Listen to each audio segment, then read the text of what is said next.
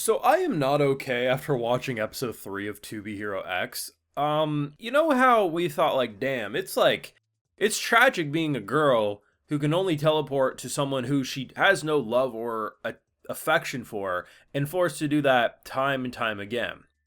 And to those sick bastards who are like, I hope Moon comes back someday. No, you shouldn't. Because we should have known that if she comes back, it means she's going to die. And now look what's happened. She's probably going to die. So bad on you. But the biggest thing is, it seemingly is going to be a trend with this show where characters are just a slave to the people, as I said last week. And it is funny. It is silly at face value. A man couldn't even sit down to take a shit. He had to stand up to, at first I was like, oh, what a goofball. Why doesn't he, because that's what the people wanted. He had to stand firm. His entire persona was built around the people's will that he would always stand firm, meaning he could never rest.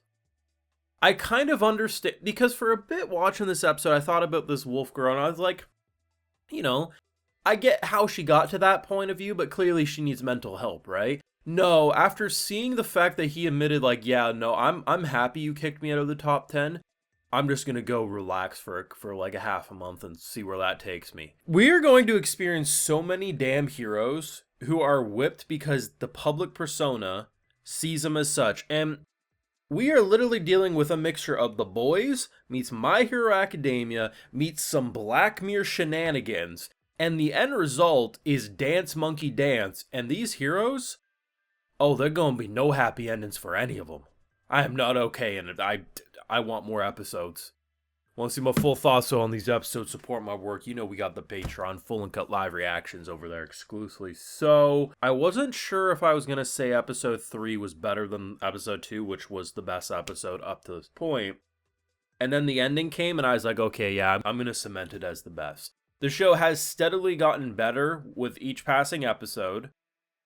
The first 2 minutes of this episode, I thought I misloaded an Arcane episode. I loved it. And it's so interesting how varied the abilities are. And I think what's great is if you just had this show be, okay, here's a superheroes show with messed up deaths and whatnot, it would be a lot more easy to simply compare it to something like a Boys or whatever else, right?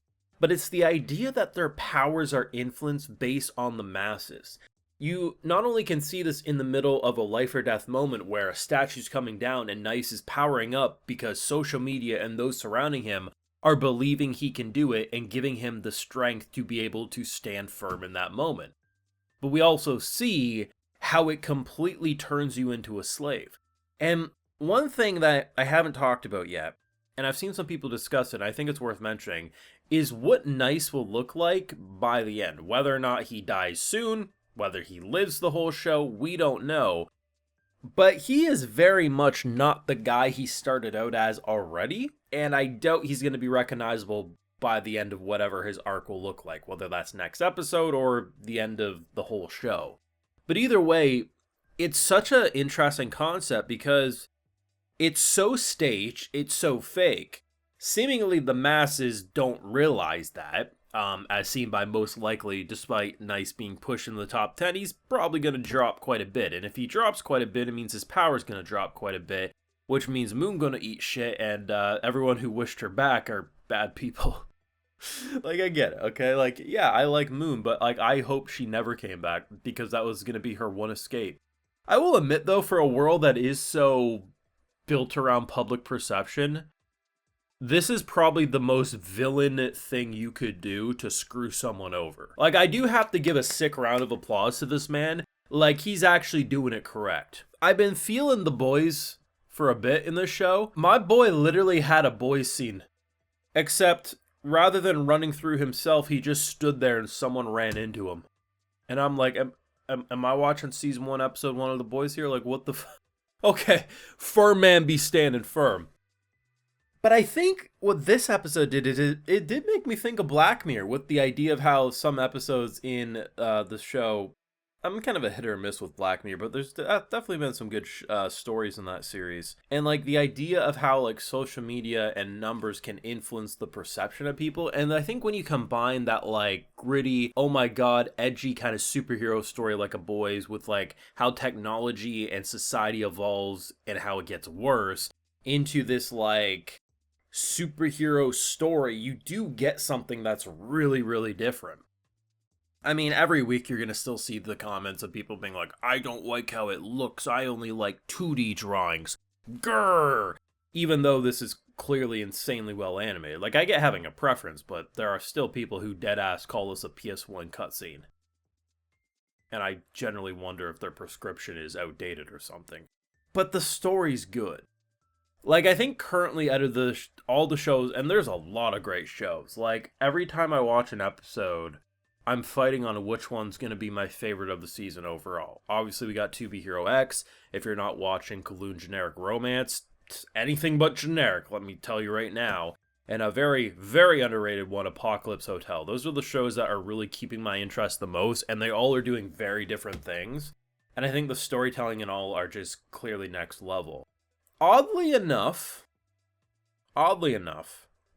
despite my concerns for Moon, I feel like Nice actually has the bigger death flag right now. Because I'm not sure what they're gonna do, given that there's so many different characters, and we know we're gonna see a lot of different stories with different heroes throughout the journey.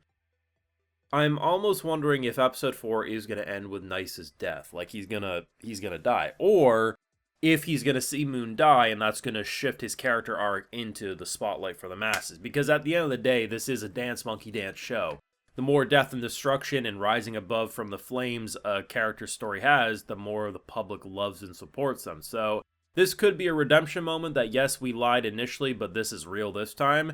Either Moon dies and he recovers from the false allegations because, well, as we see, she at least died this time, or he ain't gonna make it out alive. Either way, I'm not okay. It sounds funny, I know, because, like, the fact that a man just couldn't sit down, that is living hell. The fact that you could have an ability where you are firm, like something comes crashing down, you're gonna hold it so the person lives. The public sees that, and the perception of the public locks you in place, so then you have to wear...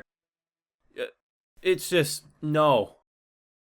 The worst thing you could do in this world is tell anyone you have a power. Like, just don't do it. You're gonna be a slave to the masses. And this shit is messed, it's engaging, it's intelligently written, and the action scenes are dope. Like, this is just awesome. Let me know your thoughts down below. What are you thinking? Do you agree with me? Every episode has gotten better so far, and how do you think it's gonna go next week? Because all I know is either Moon's dying, Nice dying, or both are dying.